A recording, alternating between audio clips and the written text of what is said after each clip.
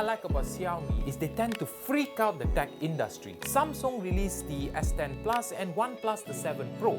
Now they were beautiful bezel-less phones and they finally ushered in a revolution of notchless displays. The future was finally here, but it was expensive. But that's when Xiaomi released the Mi 9T.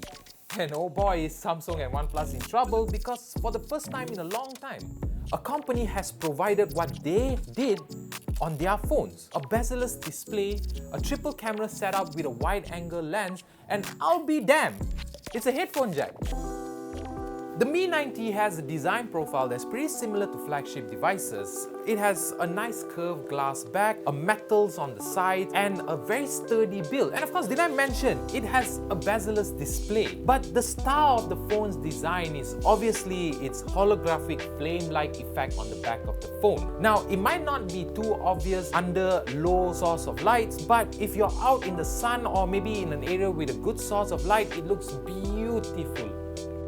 And then we come to the front of the phone, and there you have it, a notchless, bezel-less, just pure 6.39 inches of screen. Now obviously the screen is not as good as a Samsung or a OnePlus, the color reproductions could be better, it's still on 1080p, but you know, for a phone with a Malaysian price of 1,399 ringgits, I mean, I would cut them some slack. Now the screen also houses an in-display fingerprint sensor.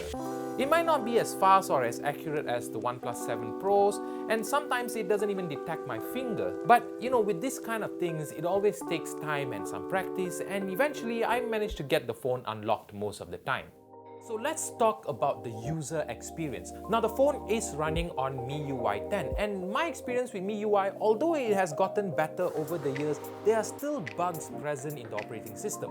For example, the recently added night mode is not that great because although it does make system menus and inbuilt apps dark, it goes as far as to make my notification text dark as well, and I can't read them. Other than that, it is a bit glitchy when it comes to WhatsApp because I realized that some of my last messages in my message thread tend to be blanked out, and I'm forced to actually kill the app and relaunch it in order for me to see those messages again. And then when we come to gaming, certain games are forced to launch in landscape mode, although the game supports portrait mode. Now, that doesn't happen all the time on the phone, but it does get a bit annoying when you have some games that take a while to load up on this phone.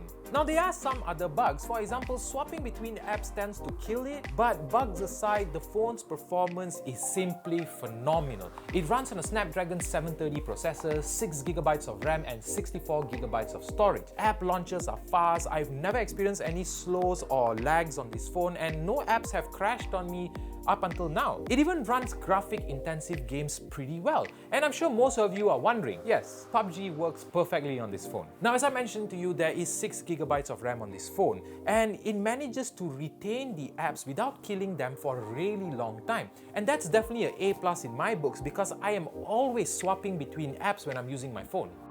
Now remember when I mentioned to you that the Mi 9T has the same camera setup as the OnePlus 7 Pro? Well, that is where you kind of have to adjust your expectations because although they have the same camera setups, it's definitely not on the same level as a flagship phone. Now, the dynamic range and the image quality is definitely not the same as the 7 Pro. However, the color reproduction on images are actually pretty nice. Now, when we go over to night mode, that's where it gets a bit odd because while night mode is activated, image quality details are totally lost where there are no sources of light. It doesn't overexpose light sources, but in normal mode, for some reason, it does. Finally, we come to the 20 megapixel pop-up selfie camera.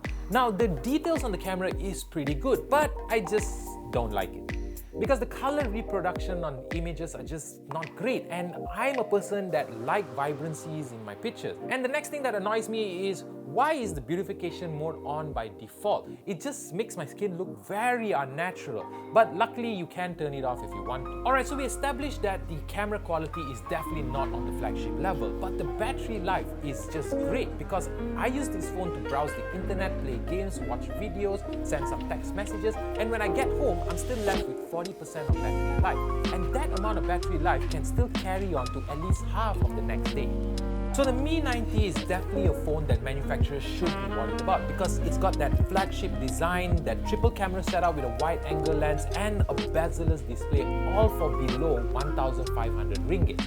But who is this phone for? Well, if you were one of the people who were aiming for the OnePlus 7 Pro but are just turned down by its ridiculously expensive price, this is definitely a phone that you can consider.